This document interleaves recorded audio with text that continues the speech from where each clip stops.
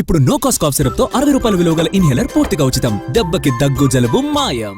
ఆదిలాబాద్ ఉమ్మడి జిల్లాలో మున్సిపల్ ఎన్నికల పోలింగ్ ప్రశాంతంగా కొనసాగుతోంది. పోలింగ్ శాతం పెంచడం కోసం అధికారులు వివిధ రూపాల్లో అవగాహన కల్పించారు.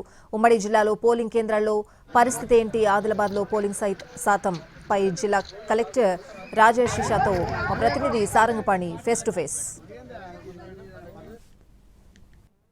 ఆదిలాబాద్ ఉమ్మడి జిల్లా వ్యాప్తంగా పోలింగ్ ప్రశాంతంగా కొనసాగుతుంది. ఇప్పటి వరకు ఎక్కడ ఎలాంటి అవాంఛనీయ సంఘటనలు జరగకుండా పోలింగ్ కొనసాగుతుంది. పోలింగ్ పరిస్థితిని ఎప్పటికప్పుడు జిల్లా యంత్రాంగం అదేవిధంగా ఎన్నికలకు సంబంధించిన అధికారులు పరిశీలిస్తున్న పరిస్థితి కనిపిస్తుంది. మరోవైపు ప్రముఖులు సైతం తమ ఓటు హక్కును వినియోగించుకుంటున్నారు. మంచిర్యాలలో మంత్రి వివేక్ తమ ఓటు హక్కు వినియోగించుకున్నారు. ఆదిలాబాద్ మున్సిపల్ సంబంధించి పోలింగ్ ప్రక్రియను జిల్లా కలెక్టర్ పర్యవేక్షిస్తున్నారు, పరిశీలించి వస్తున్నారు. జిల్లా కలెక్టర్ మనకు అందుబాటులో చెప్పండి, ఎలా కొనసాగుతుంది ఇప్పటి వరకు?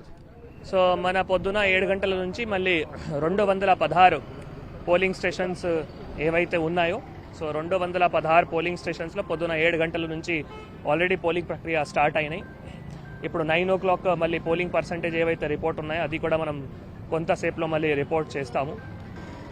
నేను అన్ని చోట్ల మళ్ళీ ఏవైతే మోడల్ పోలింగ్ స్టేషన్స్ 5 చోట్ల కానీ, తర్వాత మనం ప్రతి ఒక్క చోట్ల దివ్యాంగులు వయోవృద్ధాల కోసం wheel chair facility, ramp facilities, tent facility, autos ద్వారా ఏవైతే సక్షమ్ ఆటోస్ ఉన్నాయో దీని ద్వారా ట్రాన్స్పోర్టేషన్, బిఏలో హెల్ప్ డెస్క్, అన్ని ఆఫీసర్స్ కూడా ట్రైన్డ్ అయి ఉన్నారు. కాబట్టి నేను అదే అందరూ ఓటర్స్కి కూడా కోరుతున్నాము. నా ఓటు కూడా నేను పొద్దున మళ్ళీ 7 గంటలకి 170 పోలింగ్ స్టేషన్లో ఓటు వేశాము. సో అందరూ ఓటర్స్ కూడా దయచేసి తమ ఒక్క ఓటు హక్కు ఫోటో ఓటర్ స్లిప్ ఏవైతే ఉన్నాయో పోల్ చెట్టి అది కూడా మొన్న ఏవైతే ఇచ్చాము, కొన్ని సందర్భంలో మళ్ళీ అసెంబ్లీ ఎలక్షన్స్ది, పార్లమెంట్ ఎలక్షన్స్ది అటువంటి